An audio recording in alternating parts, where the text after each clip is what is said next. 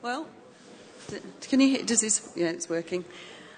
Okay, everybody. Well, I think we'll get started. First of all, thank you all for coming to our Good, Bad and Ugly session, which hopefully is going to be lively and entertaining discussion.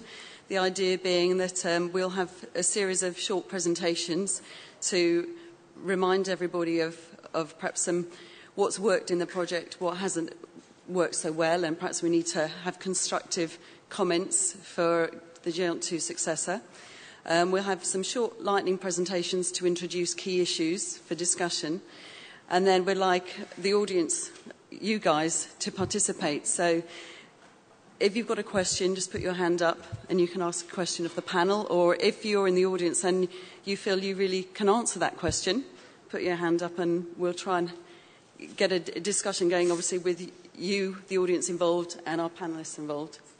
Before I introduce our panellists to you, there's a few things I'd like to announce. One is the demo. There's an EVLBI demo on at 10:30 in the break. It's in the demo room. I think it's the Cyber Cafe, the Bach room. So please, everyone, do go and look at that, because they've been setting up a really interesting satellite demo. So please go and see that afterwards. And also, don't forget to fill out your evaluations on the web, and there's a surprise a lucky surprise for someone. It's my housekeeping done.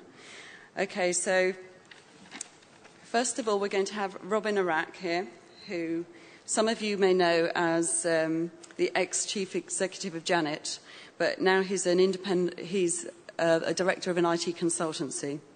And he's also a project reviewer for the European Commission projects. And Robin's going to look at what's worked in the GEONT 2 project and what hasn't worked so well, and looking at some of the issues that we perhaps can discuss here or need to be addressed for the successor.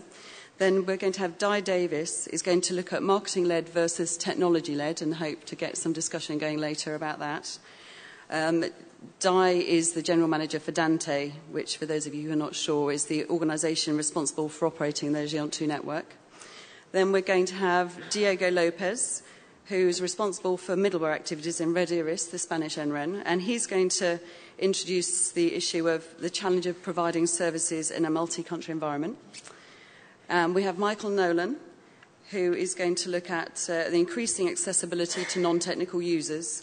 And Michael was a director of information systems services at Trinity College in Dublin, and now is an independent IT consultant, having spent 2 months going to New Zealand on his leaving Trinity. So he's refreshed, and hopefully might tell us a bit about that too. And then we have Kees de Laat, who's down here, who's going to look at the research and innovation perspective. Now, Kees is an associate professor and group leader of the System and Network Engineering Science Group for the University of Amsterdam. So I will hand over to Robin, and don't forget it's everyone's chance here to give some feedback, constructive comments, criticism, and say what you think's worked, what hasn't, any ideas that you think we can take into account and for going forward. So lively and entertaining is what we hope for, and it's up to all of us to have an enjoyable session. So.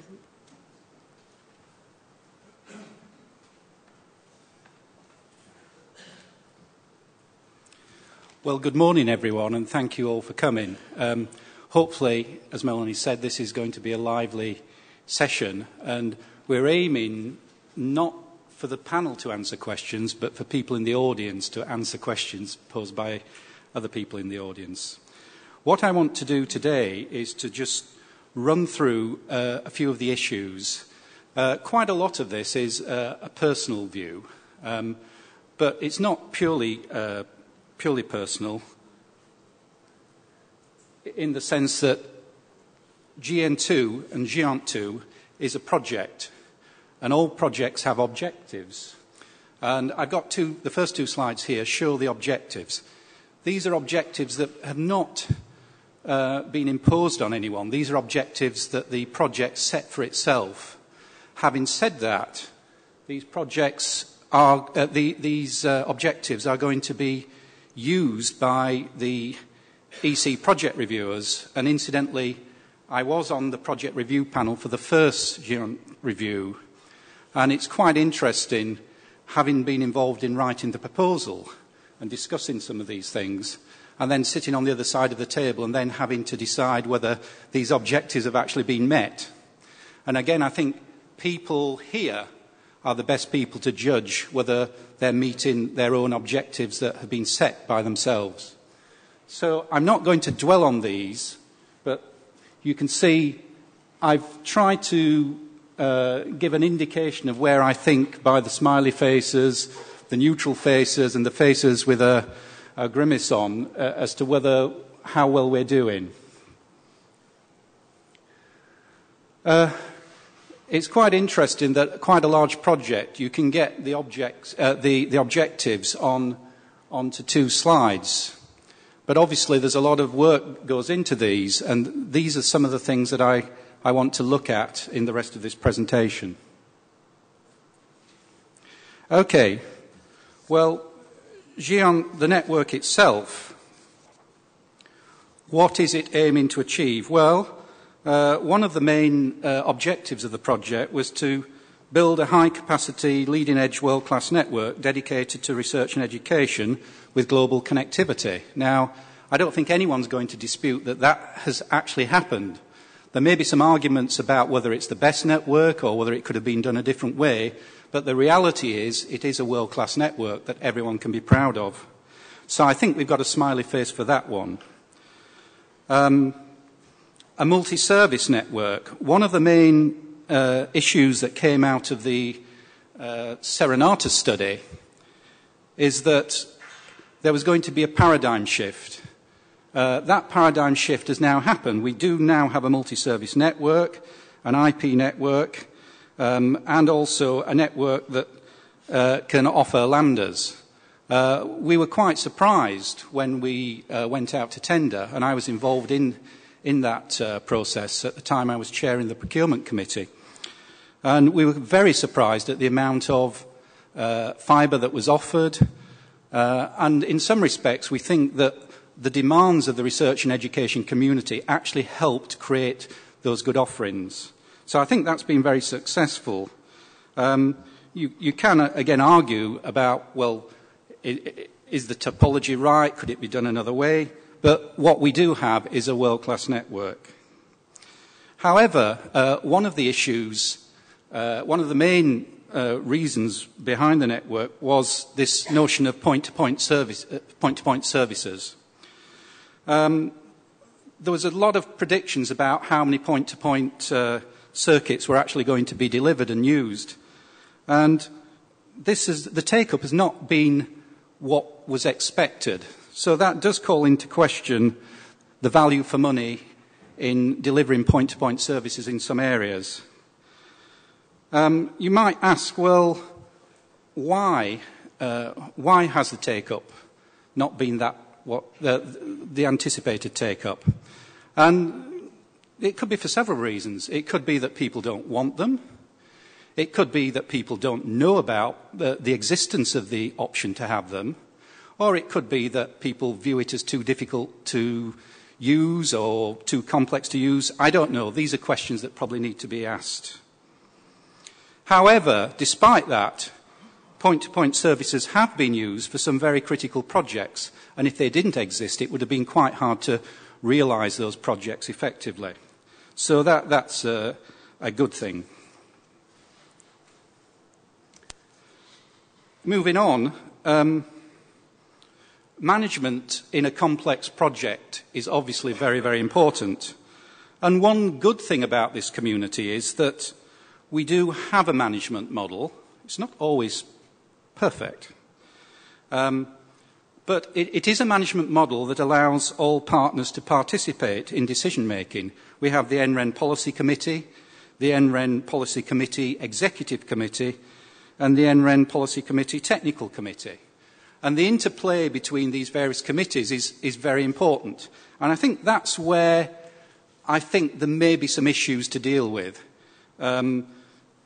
Decisions may not always be taken quickly enough. We're in a fast-moving environment. Research and education is now moving very, very quickly.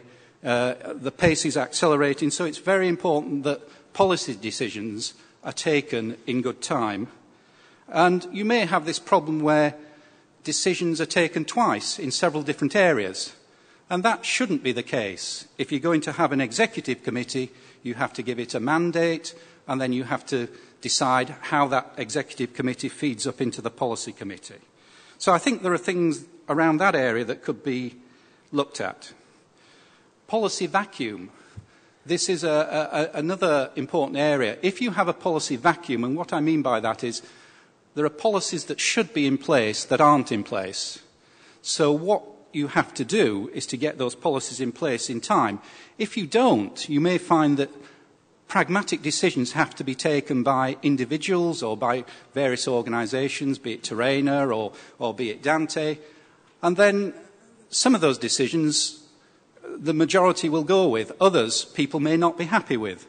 So it is important that the policies come through first and then get implemented. I think there is room for improvement in this area. Cost sharing. One of the things that came out of the Ernest study, there was quite a bit of work done on looking at the geographic and economic divide. Because of the way the telecoms market is now developing, we've actually got to a situation where the geographic and economic divide is becoming greater. So you'll find that in the centre of Europe, services are very cheap, and towards the edge, they're much more expensive. This means that one of the original aspirations of a network, a research and education network throughout Europe, was to try and offer the similar sorts of services at similar sorts of prices. It's clear that that model will not work now. So there has to be some soul searching as to how this cost sharing is going to be looked at in the future. And I think that's going to be key, because everyone will have their own view depending on where you are in Europe, where you are in the development of your NREN. And that really needs to be addressed. Moving on, one of the key issues in the project are the joint research activities. They're a relatively small part of the project in financial terms, but a very important part of the project in terms of the future development and the future direction in where research and education networking is going in Europe. So there are some very good JRAs, joint research activities. They're often, however, technology-driven rather than driven by user requirements. And we've heard quite a lot in this conference about the notion of providing services for users. So I think that needs to be looked at in the next phase when developing the GN3 project. The overall collaboration has been good. There's some very positive collaboration. People have worked really well in teams. Some real results have been produced. They're very effective. However, it was envisaged really that the JRAs, the joint research activities, I would say some of them are more akin to development rather than real research. But they have actually, some of them have been rolled out into services, but others have not, and perhaps should be done. So that, again, can be something that's looked at. There is a real problem, though, with human resources, with people. Many NRENs promised a certain amount of human resource into the project, and that has not been realised, which has caused problems with certain aspects of the project. Management of JRAs. The mechanism for managing joint research activities is through peer management, which in itself is not bad. That's a good way. However, there are sometimes a lack of defined objectives, which often means that you're trying to hit a moving target. Often there may be a reluctance to make a difficult decision, to focus on a particular solution. And I can understand why this happens. You've got a lot of very interested people working on these JRAs, all in one room, all with different ideas. And quite often it's difficult to decide which one you're going to go for. So you go for 3 instead. Of course, that then leads to problems in rolling out a service if you've got 3 different solutions, quite often that may be incompatible. So that's something that the management of JRAs probably needs to be strengthened. And again, having some form of formal project management methodology might help in that. Promoting GÉANT. I would say that GÉANT is one of the world's best kept secrets. We know about it, but lots of other people don't. And we know this because, again, as part of the EARNEST study, a questionnaire was sent round to over 4,000 researchers, and about 5% of those people, and these are very, very senior people, don't know about the existence of GÉANT. You may say, well, does that really matter? It's a transparent network.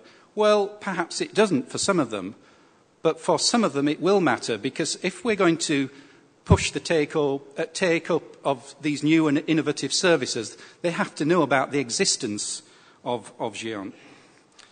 So there is an issue that quite often marketing is done by technical people who are not always the best people to do it. In some cases they are.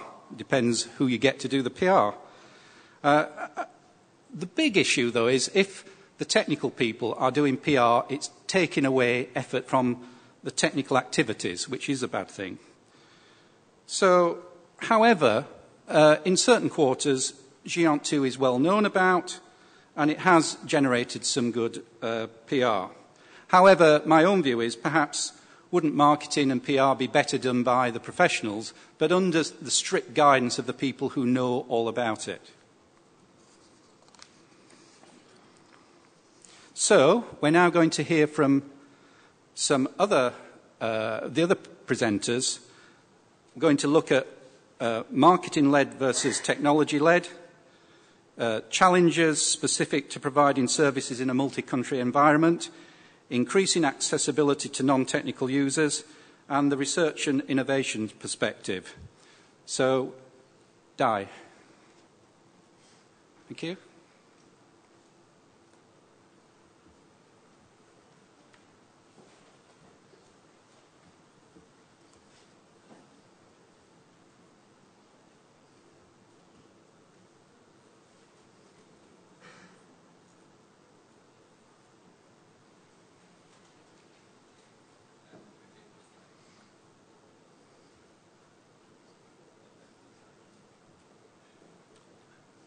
Well, good morning, ladies and gentlemen. What I want to cover very briefly this morning is the issue of the approach to running an activity like GÉANT. In fact, it's the approach which research networks in general across Europe and around the world have to have. I think if you look at the history of research networking, what you see is that it is providing technology to technologists. And the reason it's been so successful is that prior to doing this, there was nothing there at all before. And so from that point of view, if you're filling a vacuum, you're going to be pretty successful at the start. But now the technology is available for the technologists, and the big challenge is to make that more generally available. And I think our approach is very much still driven by providing technology to technologists. Does anybody who's not British in the audience know what this is? Was it? Oh, somebody does, yes. And it is? AC5. I think you might have got some British influence there, actually.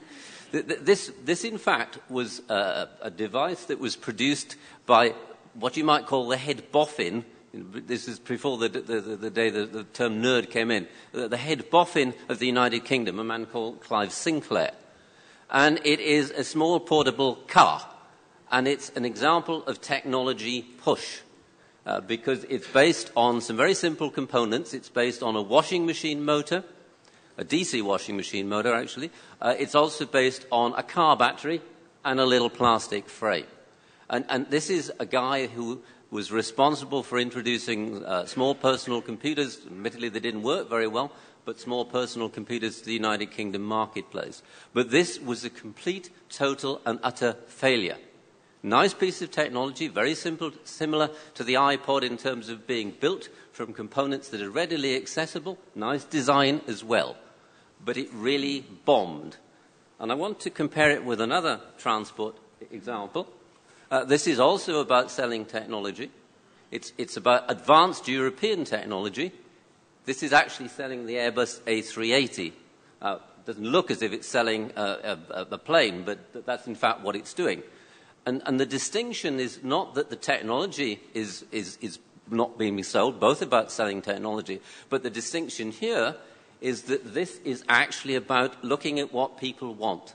And, okay, they're interested in the engines, they're interested in the wings, they're interested in the size of the body, but at the end of the day, what they're really interested in is not the Airbus A380. What they're interested in is the comfort and the experience, which is a very, very small part of the total cost of what they're paying for. But by looking at what people really want and targeting what people really want, you have a much more successful approach. Now, I think it's interesting, if you look at the Airbus A380, that the basic problem that has delayed it is not the wings or the engine, it's the entertainment system on this machine. And in reality, what one has to look at, and increasingly, I think, we, as from the NREN community, have to get our minds around the fact that what people want is what we should offer them, rather than the technology on which it's based. And I think a lesson looking forward from Géant 2 to the next generation network is this focus on marketing as well as technology is something that we really need to stress. Thank you.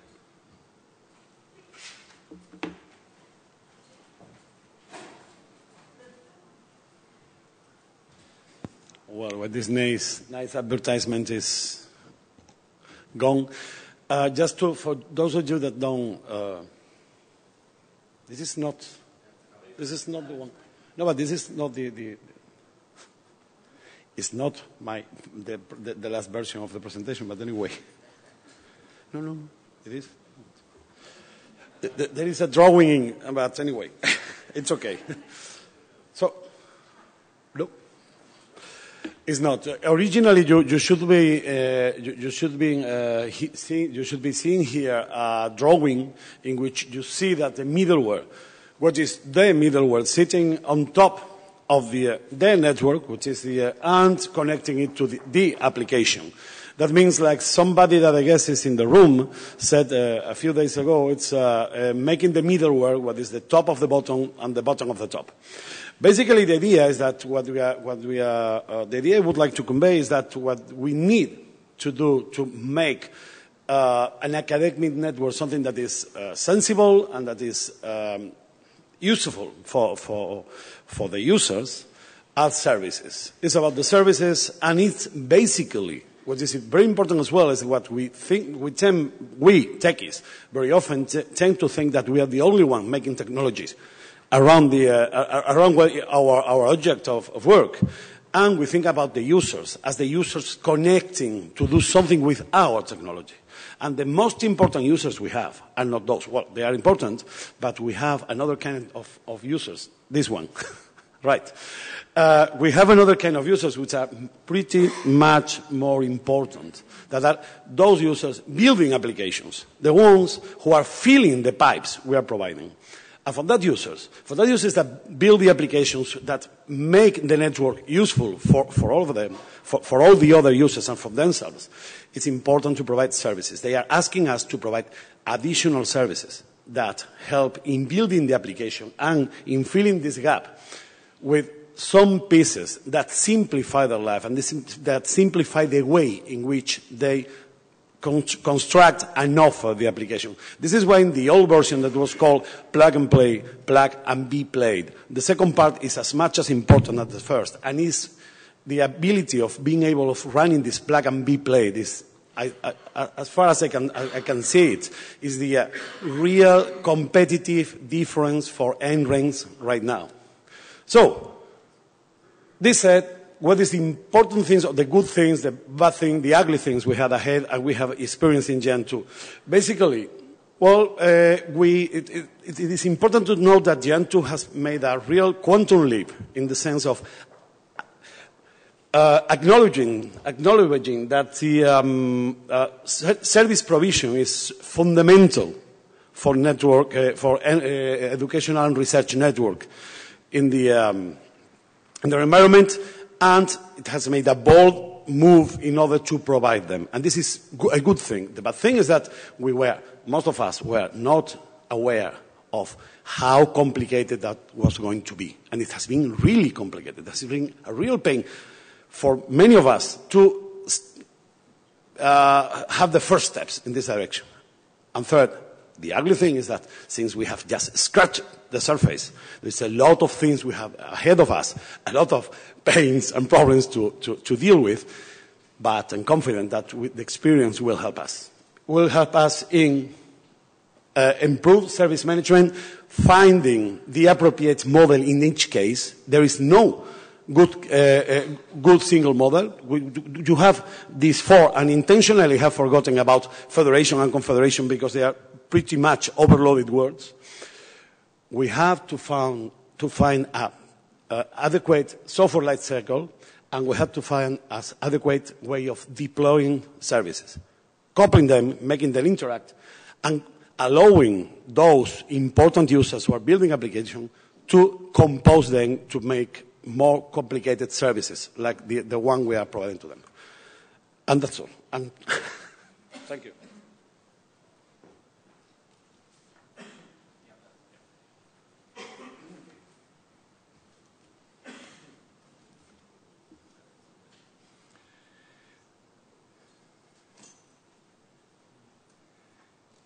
Okay, good morning. I'm taking a slightly different tack in that I'm agreeing that Géant 2 has been highly successful in specific areas. So when we're talking about large science, things like the LHC, it's been highly successful. When I look at web pages of the Géant 2, all I see is science, engineering, and medicine. There's a whole aspect of life that is missing. And when I make a comparison with Internet 2, Géant 2 has singularly failed in the areas of the arts and humanities. It has ignored them. If you go back 2 years from this conference to the Catania TNC, yes, indeed, there was a presentation. Anne Doyle, again from Internet 2, gave a presentation on how to bring high-speed network, how high-speed networking can bring advances to cooperation across the world in the arts and humanities area. And I know that there have been a few successful experiences here in Europe with the New World Symphony Orchestra, and indeed with live dance and opera demonstrators across the Atlantic. But it's difficult, and it's incredibly difficult for these non-technical people to understand our world. When we look at the talks that we've had over the last few days, they're all, with a few notable exceptions, technical. They've all been given by technical people about technical topics. There were one or two that brought in the arts, but largely they are totally ignored. I mean, there are extra problems when you're dealing with performers, whether it be an orchestra or a dance, because it gets into the arcane area of analog signals, audio, and you're interfacing with audio technologists, which are quite different to what we're used to. So I think there's a lot to do, and it's reflected back to what's already been said. We've got to get a market approach. We've got to stop saying, and this goes for Géant 2, the NRENs, and indeed the end computer center users. There is a tendency to tell the users what they need or what they can be provided with. We don't go out and solicit from the users, or we generally do from the technical users, solicit what they want. But there's a vast extra community out there that never talk to us, never hear about us. And when we hear the brand perception of Géant 2, it's tiny. And I can bet that if you go to your historians or your musicians in your institutions, they will never have heard of it. They certainly won't have heard of the NREN. They may not have even heard that there's a computer center in the organization. So these people need extra support. Scientists and engineers will tend to work their way around the system and find the support. They're used to doing it. But I'm not so sure that people in the other world, the dark side or the light side of the world, have that way of manipulating the business to get the services they require. We did actually have a historian speak to us yesterday at the plenary, but it was mostly about the technology of education. But we need to get these people involved and actually understanding what the network, what these wonderful networks can do for people. And we have to make life simpler, and that goes for the technical people as much as for the artists. So, thank you.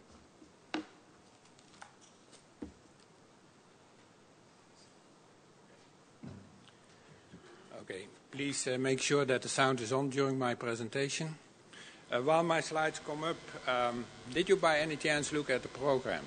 You will notice that the theme of this year is Beyond Connectivity.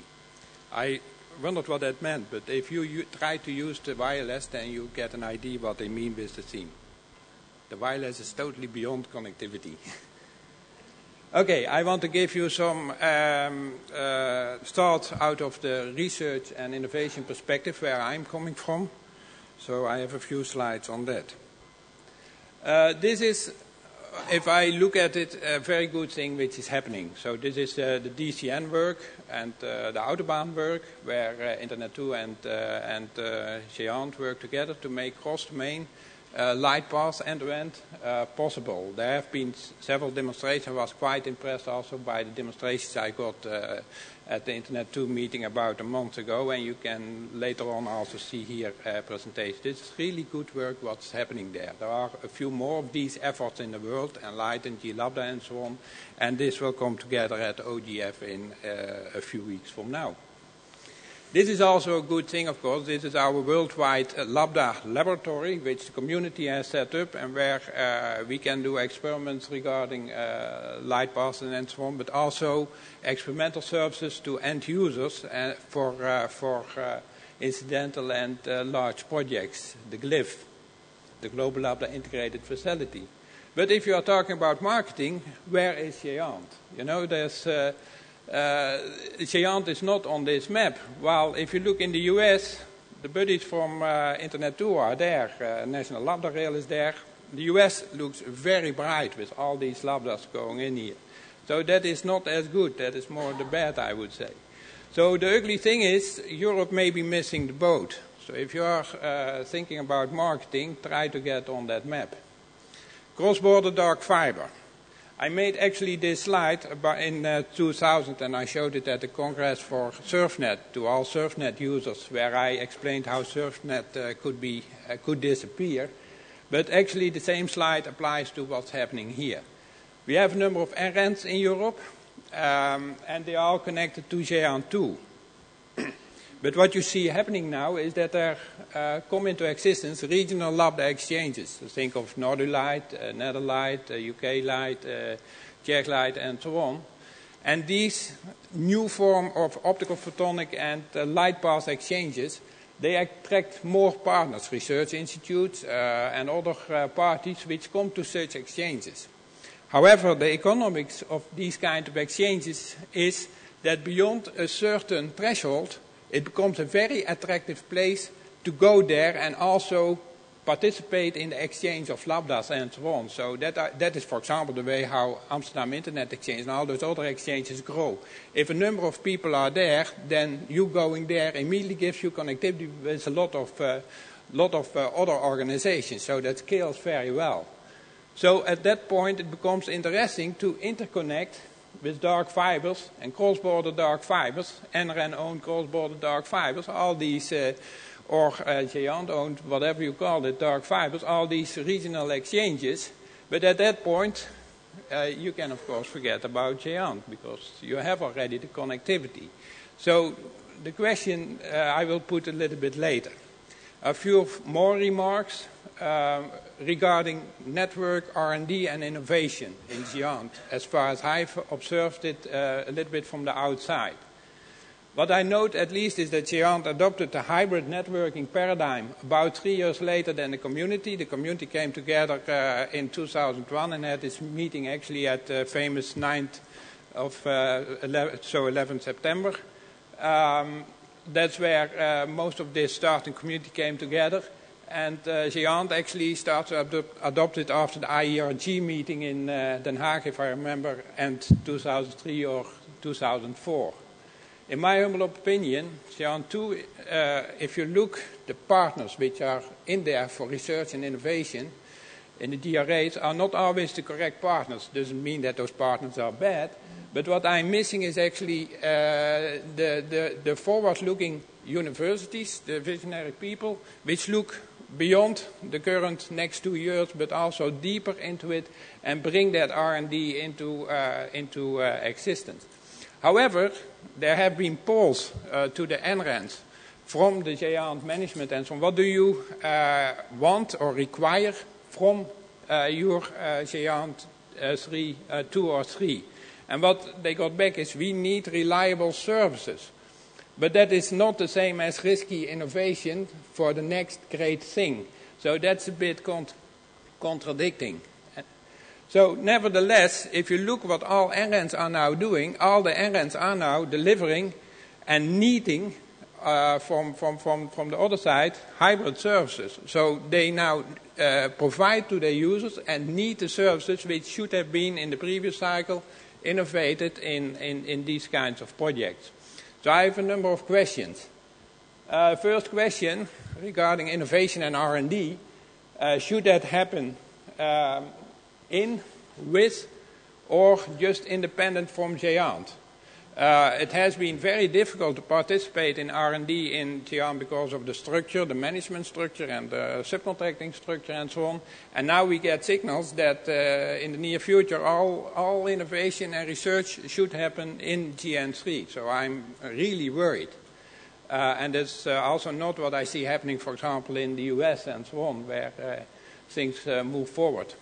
NRAN-owned cross-border dark fiber.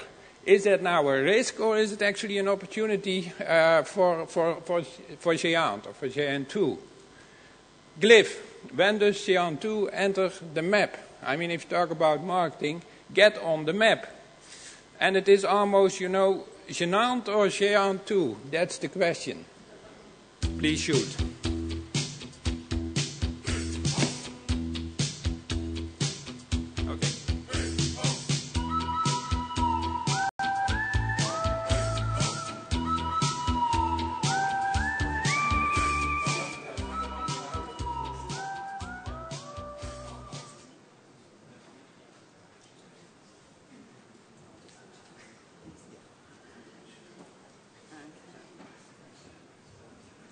So what we want to do now is to open up the discussion. Obviously, our panellists can answer questions. So if you, I don't know if anyone wants to start the ball rolling, but when you do have a question or have a comment to say, could you give your name and affiliation as well, just so that we know who's talking? Thank you.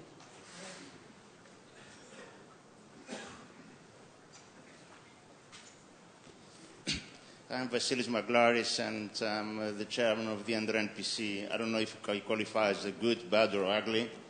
As a matter of fact, I don't see any bad people around here. I don't see any ugly people. We're very good looking, all of us, and we are all in this. As a matter of fact, as you know very well, this conference was supported, at least partially, by GEANT and the GN2 pot of money. So we are very, very happy to be here and exchange those views. What I would like to say, let me share with you some of my experiences. First of all, I'm a professor of computer science and engineering. My job is to train techies, people that were portrayed by several of you as the bad guys. And I don't want to have my kids being said as bad guys. I don't like techies and engineers and computer scientists to be portrayed as bad guys, people that are just there to do the menial stuff and they don't know how to speak, how to promote, whatever. So I think that, and I've seen that in my career, 40 years ago or whatever, I was working for a firm in the United States, and we had the marketing people going around promising the world and saying, how are you going to do it? Don't worry, the technical people will. And I was one of the technical people. So there are some dangers here of how we downplay the character and importance of techies and stress the importance of marketing. This is a question because, two of you at least mentioned that we're doing too much technical work and not too much marketing. So please, if you could elaborate how we're going to get out of this pit of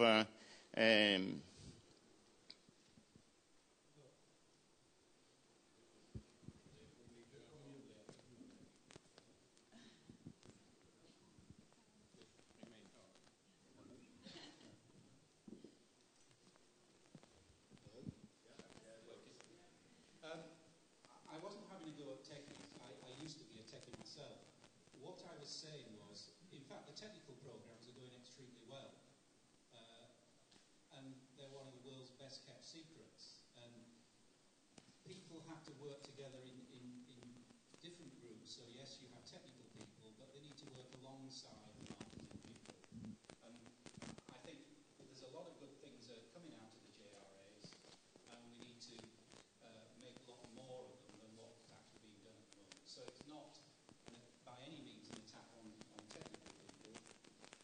Yes, they need probably a bit more project management help, but it's just a matter of providing facilities to help the technical people do their jobs better. To add a little bit of that, it's not a question of reducing the amount of technical effort at all. I think what I'm looking at is something which is a slightly better balance as far as the users are concerned.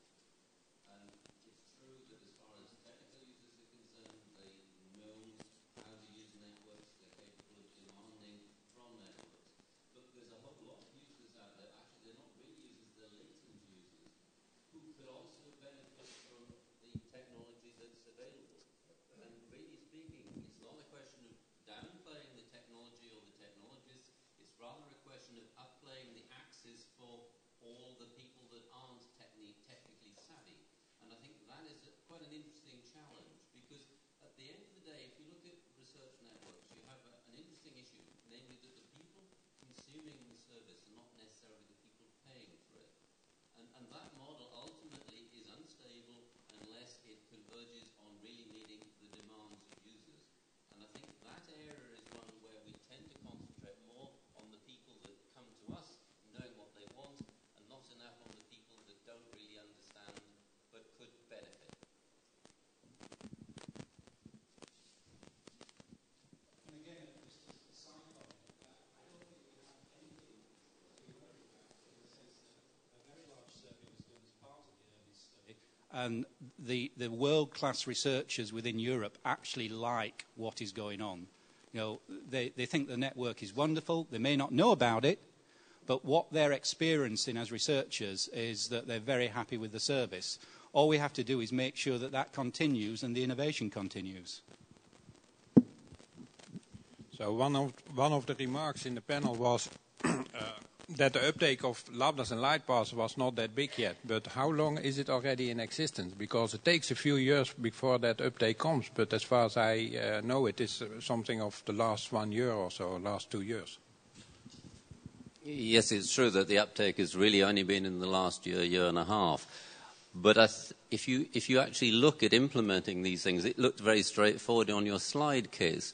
But in fact, if you actually look at the operational issues associated with crossing multiple domains from campus through NREN, across Géant, through NREN, through regional network, through campus, the number of different technologies you come across in that environment, the number of different operational approaches, the number of different actually commercial approaches that NRENs have, means that putting together one of these networks is not just a question of drawing a PowerPoint slide, it's a question of handcrafting them today.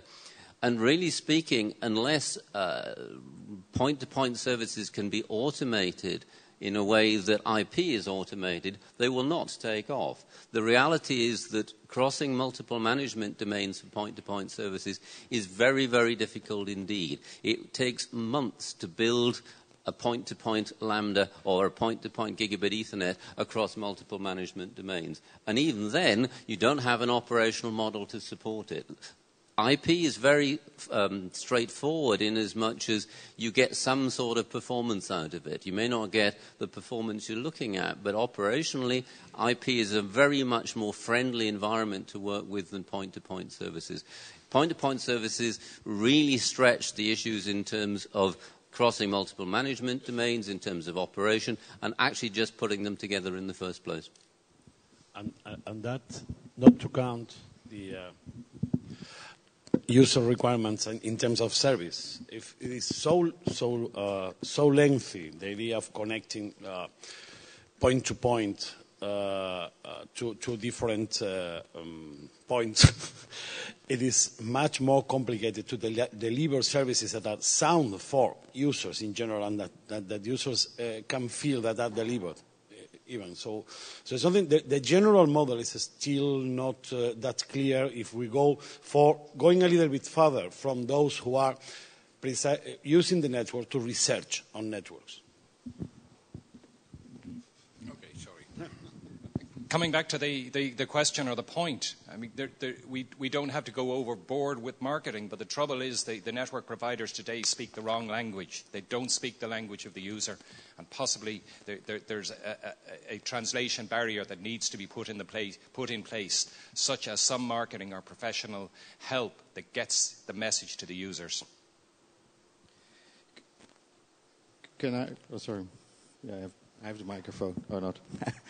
I realize a lot of cautiousness with at least some people, I think, in the panel, and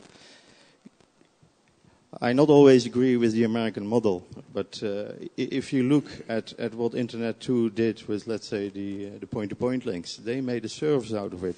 Even if it is not a real production service, they do it. And of course, there are all kinds of operational problems. But, okay, so what? The glyph. Look at the glyph. You can say it are just links, but there is a lot of people working on the glyph, and it works. Yeah? They can realize within months multiple 10 gigabit links over the globe. So all the cautiousness is good for an operational network, but I think we also have an innovative idea, and I would like to see a little bit more spirit there and daring like the Internet 2 people do. I have two remarks here. One is that it is now down to days or weeks. Last week, Thursday, we started on a 4K 10 gig link for Larry Smar from Amsterdam to San Diego, and that was delivered Friday and Monday, and it was Tuesday used, or Wednesday used. I may miss one day there. So the times are now really coming down, so there's a little bit more experience. The other thing is people should remember that it is not a point to deliver light passes or gigabit or 10 gigabit to everybody. It is for the C class of people. So the tail where really the huge demand is, which if you wouldn't offload it to lambdas would really make your network unpayable, so very expensive. IP services are expensive if you try to run everything on it. So in the Netherlands, there are now a few hundred light passes in use. If you would want to do everything in a routed environment, that would explode. Good morning. I'm Claudio Locke and I work for GAR, but as some of you knows, well, I've been one of those who tried to introduce art and humanities in Europe, and we are very advanced in doing that, at least in one nation. We are trying to expand it to all the other NRANs now, but last year, National Conference of GAR was dedicated to art and humanities, and it was a real success. Now there are music conservatories bringing in dark fibers and wondering how do I use all this bandwidth, academias and so on. They are doing it, if they tell what they can do. I should have comments for all the panelists, indeed, but let's start with a couple of them. The NRANs, very often, has got the same kind of, let's say, not marketing, but promotional problem. We don't want to go there to the user and tell, you know, Giant is out there, because the user doesn't even know that the NRAN is out there. That's even a worse problem. So, of course, as an NRAN, I want them to know that they are on a special network, which is provided by the NRAN plus a backbone European made by Giant. So we must be very careful on what we say. But what I discovered during the approach in the art and humanities or the medical sector, for example, is you don't have to go there and say, we have this wonderful network which has got this brand name. They don't care. We have this wonderful facility which can provide you these kind of services. And you can have real-time video and audio. You can have a real persistent connection. You can plug in your robot, and maybe you can try to make a surgery online, and the patient is not going to die because the network is going down. This kind of stuff is what they interested. So we must be very careful not to do marketing of a brand, but to do dissemination of what is available on the network, wherever, from the top down to the bottom. Just to be a bit provocative, while making a number of activities in the art and humanities section, I can reverse case last question. When is glyph going to disappear from the map? Because in many of the cases, it started up that okay, I need a gigabit connection because I want to do real-life dance performance. So I need a gigabit. And it turned out that the fact that you can have lambdas was a problem. And in the end, we went back to the production network because that was the way the users wanted. And if you set up a lambda for an event, they're happy. You end up in the press. But they don't want it for an event. They want it for production. And they want it from, when you ask them from where to where, they present you the world map. From here to thousands of places ready as it is. And that's the production network. So my answer would be, Glyph is a worldwide laboratory for new technology and a proving ground for these light path services. But the chair of Glyph is sitting opposite to you, so he can answer himself. Peter Kaufmann from DFN. Before Keith Niggers, I want to add some remarks, maybe in the same direction as Claudio mentioned just now. I believe that there is some hype, some overestimation about light paths at Glyph and so on. I mean, within the German Wissenschaftsnetz, we have probably several hundred light paths. We don't call it light paths, but it's several hundred end-to-end lambda connections going within Germany, going to other countries.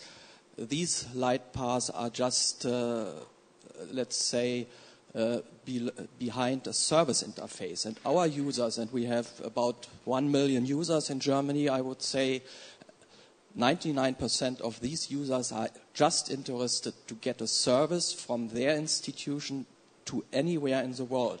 And they don't know Géant. They must not know Géant. They are not interested in special innovations on complicated, maybe very innovative connections via some points which they are not interested and where they are not known about it. They are just interested to get a good service. And what you mean as an important innovation point with respect to Glyph maybe or something, that's interesting for just 1% of our users. And for those, of course, we have to do special test beds, special test bed activities. But Glyph is by no way an alternative to a stable all-over service which is well organized and not an entity where people have very much to discuss about to get connectivity to somewhere. The whole point is that 1 or 5%, whatever you call it, number of users, uses much more than the combination of all the others. If you are looking at the astronomers, at the earth sciences, and so on. So that is the ABC model. Sorry? Yeah, so that's the point. But it is not in the back of the network. It is now delivered as a service, as a hybrid service to those institutions in a kind of integrated way. So I'm Kees Neggers from Surfnet in the Netherlands, and yes, I was and I am involved in Glyph. And I would like to say first that we should not compare apples and pears. Glyph, from day one, has said we are not a network, and they still are not a network. Glyph said there is a new opportunity arriving based on dark fibers and cheap optical equipment to provide much better services to a number of users who need it desperately. And of course, initially this is the big science, of course, the astronomers, the LHCs. But today it's also the arts already. They do performances live. They stream it in high quality over light passes. And in all these things that are on long distance, only the light pass provides the quality of service that the equipment today that's being used can handle it.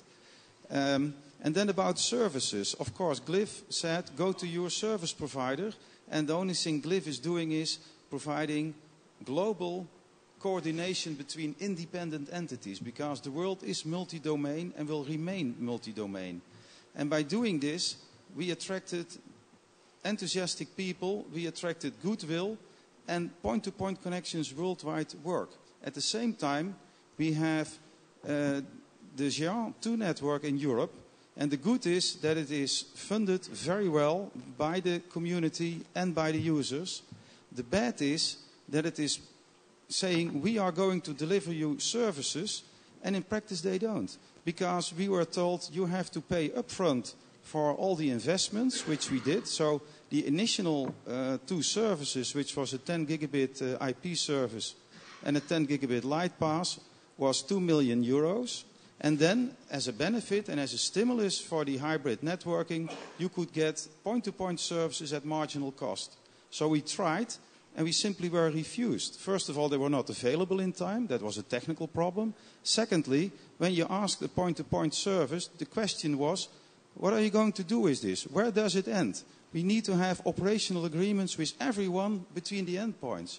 And it took us a year to explain to the management of JR and Dante that the agreements in the consortium agreement of JR, the agreements in the acceptable use policy that were published 5 years ago, and also the agreements in the cost-sharing model were all pretty well defined, and the only thing Dante had to do was deliver a point-to-point service and not being responsible for anything outside of that.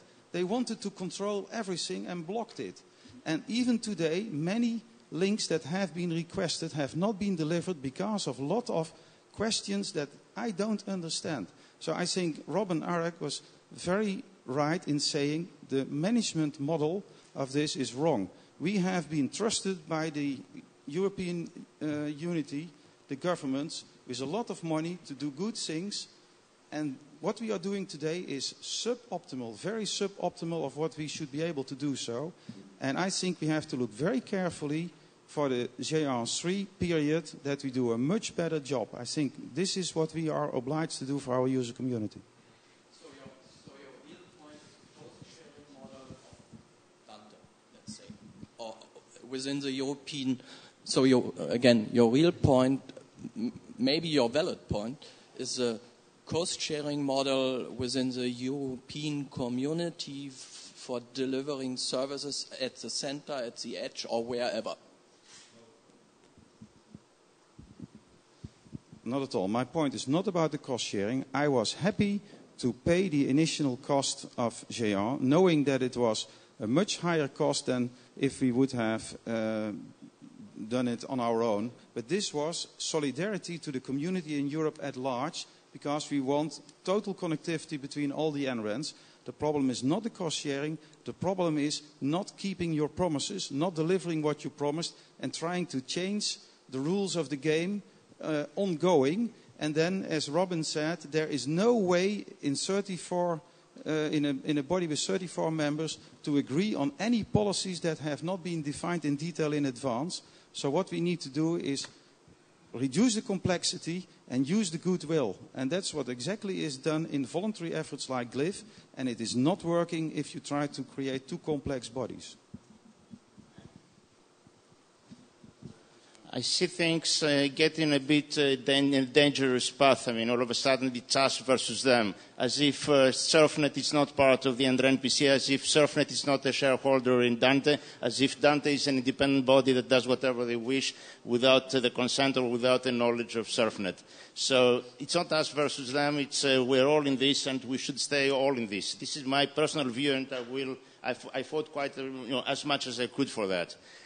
The second thing that I want to mention is that definitely I agree that we need to do something much better and more involvement of NRANs for the future, and this is what we initiated with this consultation procedure, with the green paper that was sent to all NRANs, and all NRANs had for the first probably time that I know of, had to sit down, see what are the strategic and vision points that we should pursue in the future, and they gave us very, very good replies that it is very worth seeing them. Unfortunately, they are posted in a wiki which is private, but I will try to push as much as possible to open that to the whole community, because I think it is very, very interesting stuff there, and a lot of work done by all NRANs, including Surfnet, including GRNet, including Ranatel, including everybody, got very good replies to that, and it's very interesting to see those opinions. And of course, we already do, we're going to take those opinions very much seriously in drafting the new GN3, because GN3 is not Dante, it's not Arena, it's nothing, it's the NRENs themselves, it's us.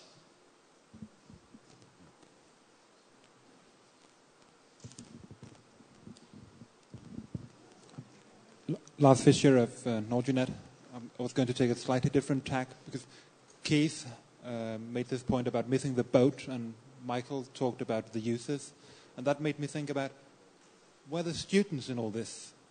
And what makes me think of students is where are all the YouTubes, the mashups, the MySpaces, the Facebooks?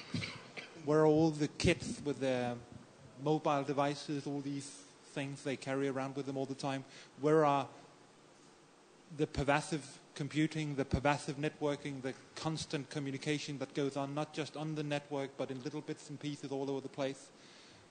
And the reason I'm thinking about this is the internet was 20 years ago also a social revolution.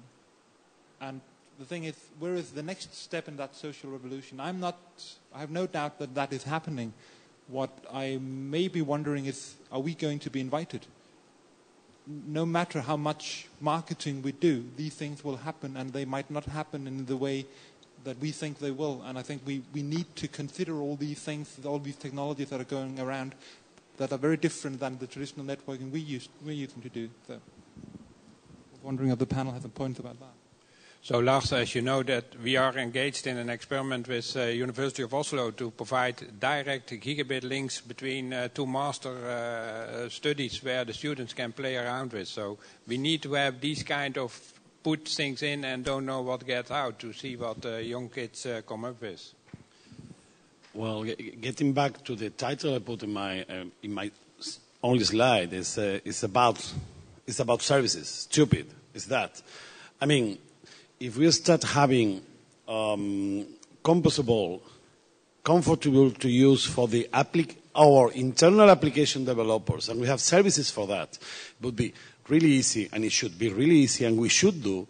What we should do is to build these services and try to team up with those providing those services even outside the community, to those building these fantastic social networks, to those offering to students and to researchers and to faculty new services that are they are somehow social and they are somehow out of the reach of the academic community.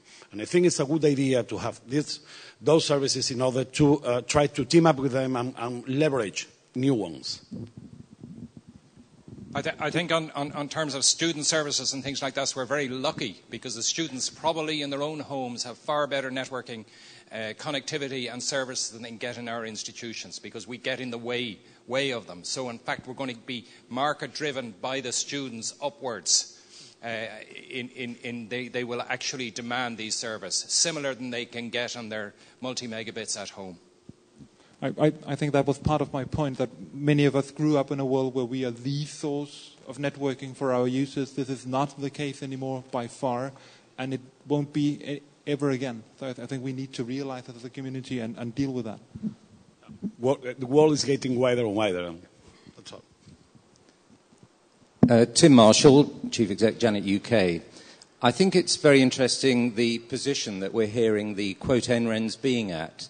And I think we're in a very similar position that if you look to history, other industries have been in. I come from the broadcasting industry, which has been through a very similar thing about 30 years ago, where when broadcasting started, those that were involved in the quote broadcasting were also involved in the development of the infrastructure.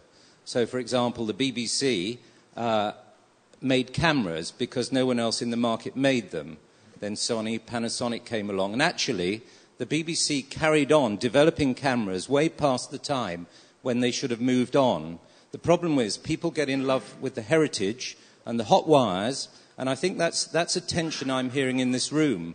There are those who go back who still don't want to let go of the hot wires, and it's quite right because some people are very much involved in that. There are others who are looking forward to the services that we provide. Now, if you take another similarity to the organisation I've quoted, the BBC, in the heart of that very strong world brand, the second B is broadcasting. They don't actually do a lot of broadcasting now. They do all sorts of other forms of information dissemination. We have heard quite a lot at this conference the word NREN. What does NREN stand for? Well, the last N is networks. And yet many of us are going into areas that are way beyond the network. So that we're going to have a branding problem as to what we actually stand for. And some people will always point back and say, but you're a network. Why are you doing all this other stuff? I get this. Go a bit further.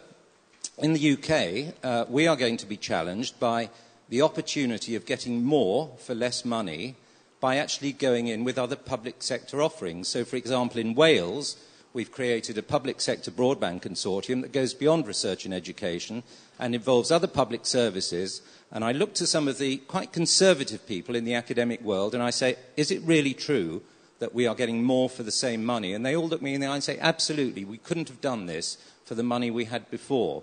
And in England, there is talk now in the next 2 years of a public sector network. And I believe that as the Education and Research Network, we have to go to that table. And we have to go to that table with our outcomes. And if those outcomes can be delivered and more, for probably less money, I would be forsaking my duty if I wasn't to sit and negotiate there.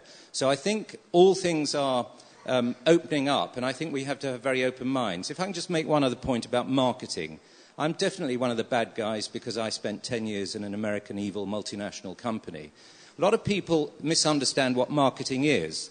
And marketing people are not the people who tell you what they can't deliver but what you would like. That's actually what salespeople do. I've done it. I've been there. That's what a salesman does. A marketing person, the biggest part of a marketing department's job is actually understanding the user's needs and articulating that into the business to the extent that the business can effectively and profitably deliver that need back to them. That's what they do, and a lot of people forget about that. They look at the glossy magazines and the PR aspects. Marketing is actually about understanding the market, and whether we're a B2B, as many NRENs are, or whether we want to go through to the students as well, whatever our policy or strategy is, we should really have good marketing that really understands those needs. And then the final point I'd make is in delivering that, let's not get stuck down into 3-5-year plans, because frankly, the technology we're dealing with is quicker than that. 3-year plans go out of date very quickly. And if I would say, I think that's one of the challenges of big pan-European organisations, is I just cannot see how you can have any governance that is fast enough on its feet to actually meet those challenges. I think that's a serious challenge. And again, in my other hat on, I got involved with the EBU, and I learned a lot about that. And only this weekend we see one of their greatest products, the Eurovision Song Contest. That's what big pan-European projects do for you.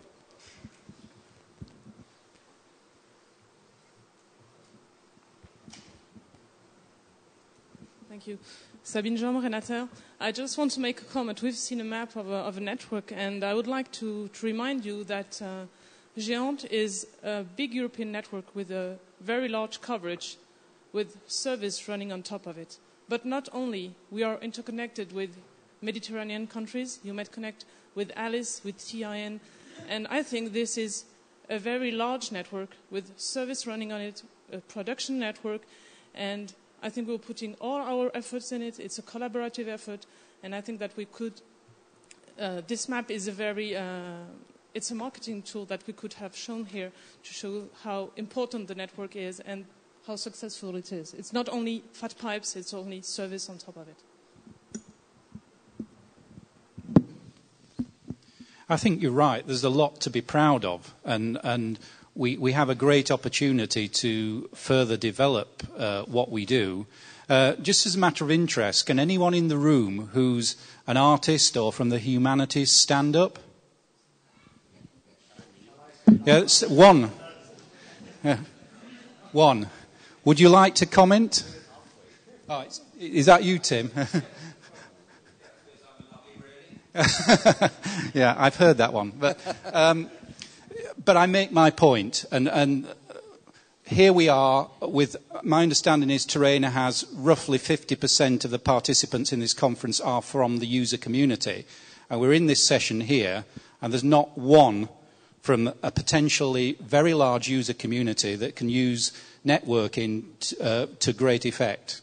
Now, it may be that it's because of the title, but I suspect there aren't too many of them around. I'd just like to pick up on the point that Tim Marshall made about marketing, because people tend to confuse it with either branding or selling. And that's a very superficial view of what's being advocated. The real point is understanding what users' requirements are and meeting them. And look at the organizations, look at the NREN organizations, and look at where the marketing is in those organizations. And you have to look quite hard to find it. Now, any organization will survive by meeting the demands of its stakeholders and users. We are surviving by meeting the demands of one set of stakeholders and users, the technology set.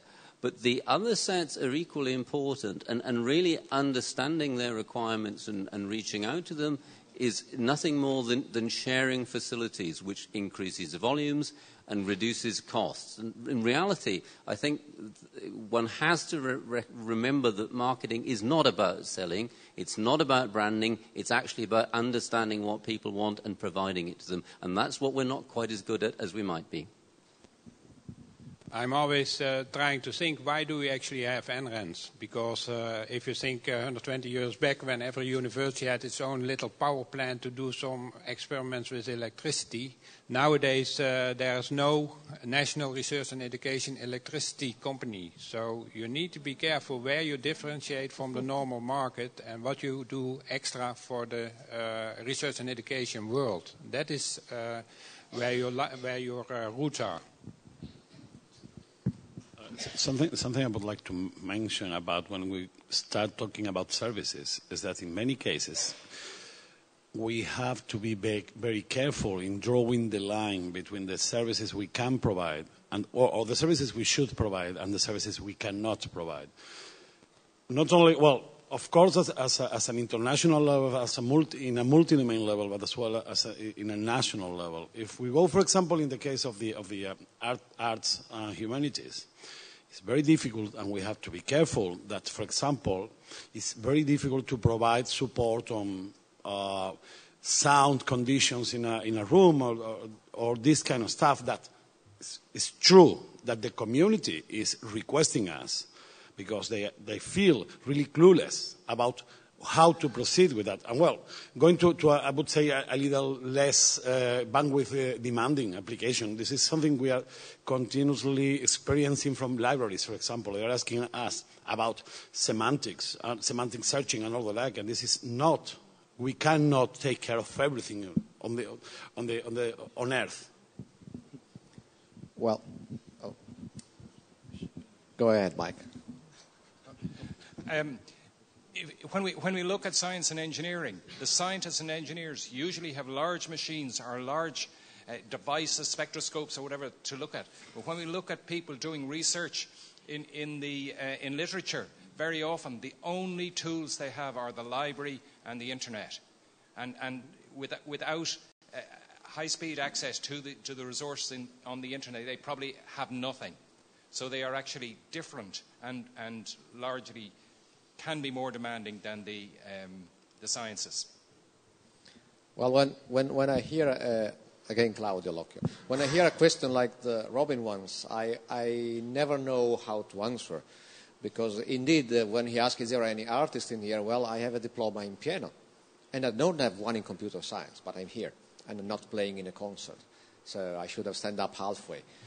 But anyhow, apart from this idiosyncrasy of schizophrenia, which I have in my life, and many other people here in this room has as well, the real problem there is that, of course, being in both worlds help you in understanding the other world when you try to talk to them and go there and try to explain the tools that you are trying to deliver to them. But the real conclusion we came to is we are not there to tell these other users community what they can do. We are there to ask them, what do you want to do? And then even learn to them about the sound problem, for example. It's a typical example where networking people have not a clue on how to solve it. But whenever we go into a theater, of course, they have a sound engineer there. And it happened to us last year at our national conference. We went to a theater. We went down to the sound engineer. We wanted to tell him, well, we need to do DVTS, high speed or high definition DVTS and so on. And we have the problem of the sound and to connect this and that. He watched our schema and he said, you are pure ignorance. Now I teach you what to do. And he did. And we've learned it. We need initiatives which are together with this kind of people. And for example, it's just at the embryonic state, but what we are trying to organize at European level now, some of you knows because I contacted them, is to bring in a performing art production workshop, which has been organized by Internet2 in the United States for years. And that is a typical place where you need sound engineer, video engineer, and so on to sit there and learn what we can provide them as a network provider, and we learn from them what they know about cancelling an echo or making a sound better. If they see this room, probably they will become pale and say, change the room, or something like that. So what is the message? We are not doing yet enough at European level, it's true. We started with an initiative which was Peaches a couple of years ago. Now it is there dormant, we need to wake it up again. It requires manpower, but that's the way to approach these users. And what we need to do when we approach them is go in there and ask them, what do you want to do? Sometimes it's impossible. One of the requests I got from one of the music schools was performing the same piece together. I'm here and the other one is in Korea. And I said, sorry, speed of light is speed of light. You don't know what it is, but less than 200 milliseconds you cannot go below. That's the physics law. You can't avoid it. And you want 0 milliseconds. It cannot be done. Remember that there is a speed of sound. So if you are 50 meters away, you have the same delay, and you can cope with it. And they were happy. But they don't think about it. They are not physicists. I am a physicist. So what is the real requirement? Go there and let them invent the innovation. So users want to do new things. A typical example. How is research channel working in the Internet too, and what many initiatives in Europe are trying to replicate. You let the user produce the content, organize it together, and you provide the carrier, the transport, and maybe the portal. So this is the message. Case. I think it is a two-side process. Events like IGRID 2002, 2005, and before that, where a lot of bandwidth is thrown at a number of innovative groups and said, well, show what you can do with if the network is not a bottleneck, gives you a boost of new applications. It is the other side doesn't know what it could do because they assume the network is anyway lousy, will drop frames and so on. So events like IGRID and also supercomputing every year, where the SciNet also throws whatever they can find at the user, so that the problem is really on that side, and also the opportunities, make these things innovate and evolve. So I would like to point out that it is a two-side effect, and the same is now happening in Cinegrid, where 4K video, the 5 to 7 gigabit flows are going. And for example, the Glyph meeting in Prague showed that where even you have light passes up to the institute, but the last 100 meters is shared, can still make frames drop because of some unpredictable behavior. So there are applications out there which need known and knowable characteristics. And you can only get users' understanding if you expose that to them. It is a two-side effect. So I think Henry Ford once said, the big automaker, if I would only have listened to my customers, I would only have built a faster horse. We've just got time for one more question. Is there anyone who wants to ask? Okay. Artur Binczewski, Pioneer. We are the quite young NREN because we are the joined to the 155 networks in the 99. But what I am observing during this period that we are the migrate from the federation of the NREN to the central management network. And it is we create during this time a lot of some limitation, which is very hard to accept by the some of us. I think that now it is some good time before the Jan 3 preparation to repair this, and I would like to show you only one example. If you compare the US network to our approach, in US it is absolutely AUP-free networks. In our we have still a lot of limitation. Thank you. Well, thank you very much. I've just got some final...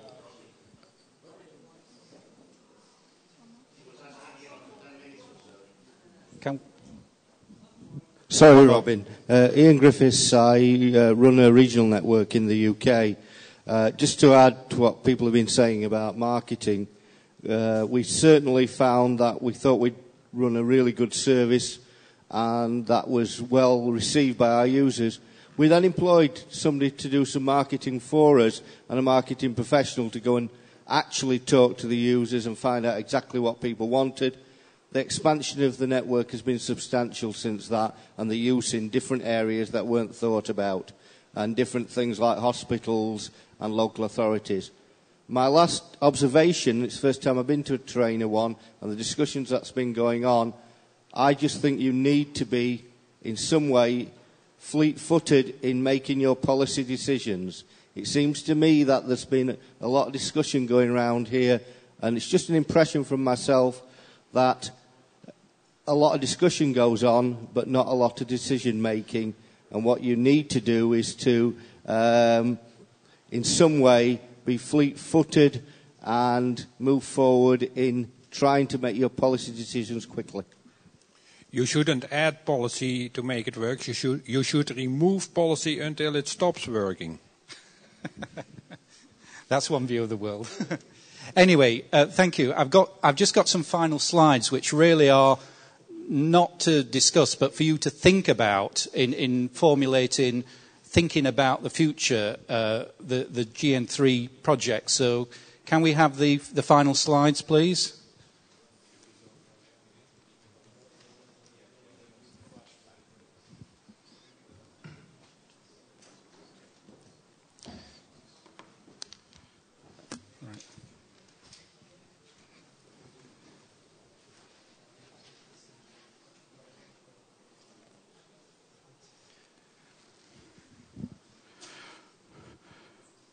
So really, these are some of the questions. Putting my hat on as a reviewer now, these are some of the questions that I would be asking. If a project landed on my desk and they said, well, should this go ahead? These are some of the questions I would ask. What is the vision for GN2 successor? Is GN3 going to be different from GN2, and what and why? What are the overall and detailed objectives for GN3? Is GN2's successor going to be technology-led or led by user requirements? I think I know the answer to that, but I think you've got to really think carefully how you're going to describe those user requirements and find out what they are. What are the ambitions for supporting other user communities, e.g. arts and humanities and other communities that perhaps we haven't even touched on yet? How is the development and service life cycle going to be managed in a multi-domain environment? This is key. If we're going to realise our goals, this has got to be slick, it's got to work, and you can't take 6 months to set up a Lambda across Europe. It's got to be done in days and hopefully in hours. What are the new innovations for the future network that cannot be done in GN2? So if you're going to build some form of new network and it's not going to do anything different from GN2, well, why build a new network? Is it going to be more of the same or different? And what are the differences going to be? How can GN2's successor improve collaboration and guarantee that best value for money is obtained? I'm a European taxpayer like everyone else here, so I want to know that a European project is getting best value for money. Does GN3 want to be a Microsoft? What I mean by that is a lumbering, large organisation that's quite difficult to change, or like open source Linux, flexible, people, everyone can contribute, changes can be put in, and it will do what you want. I know which one I will choose. How are the geographic economic cost issues for different participants going to be dealt with? This is a key issue. We don't want disenfranchised partners because of the large costs in certain parts of Europe, but it needs to be tackled, and that's quite a difficult one. If end-to-end services are going to be delivered, will the necessary strategic and technical policies be implemented by all participants? It's all very well and good sitting down round a table and agreeing a policy, but when the policy's been agreed, not implementing it is a real problem if you're trying to deliver services across Europe. So this really needs to be fixed. everyone participates, all the countries participate in policy making, but very few actually then deliver on implementing those policies. How will collaborative research and development activities be better managed? I think there's some good stuff that's come out of GN2 in the JRAs, but things could be managed better. And how will collaborative services such as the PERT service be better organised and managed? Obviously, with these new services, performance is key. And if you don't have a way for sorting out performance problems effectively and quickly, then you're not going to be delivering a very effective service. Who pays and how much and for what services? Those questions have to be asked. So, in summary, I think there's a real opportunity to keep European research and education networking at the leading edge of global research and education networking, but not by doing the same old stuff. We need innovations, and it's down to the people in this audience to help find out what those innovations are. So if the NREN community gets it right, it will actually allow European researchers to remain at the forefront of global research. And then there won't be any bad, there won't be any ugly, it will all be good. Thank you very much.